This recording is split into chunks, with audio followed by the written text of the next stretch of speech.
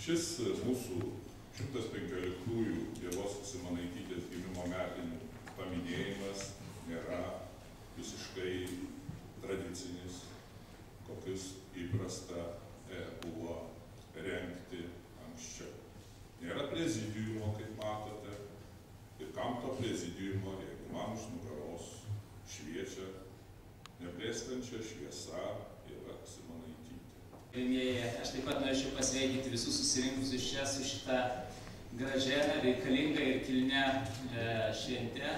Aš taip pat norėčiau visus pasveikinti su mūsų žemietės Ievos Simonaitytės 115 metų gimimo jubiliejų. Ir aišku, norėčiau visus pasveikinti su prasidėjusiais, šiandien prasidėjusiais naujais drakono metais.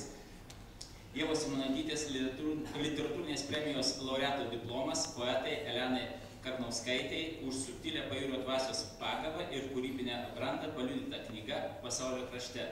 Komisijos pirmininkas Juozas Šikšnelis. Ir aišku aš. Elena Karnauskaitė lietuvių poezijos vandenys išplaukė pirmąją knygą Brėvė jūroje. Tai buvo prieš 22 metus, 1990-aisiais. Tuose vandenyse jį ne tik nepaskendo, nepasiklydo, bet įsigudrino pastatyti tiltą iš pelenų, taip vadinasi antroji knyga, ir iš smirčių, trečioji knyga.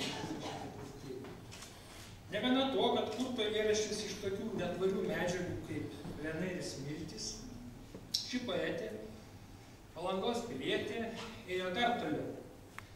Savo poezijas jį visiškai neskiedė, bent iki šiol, vandenį.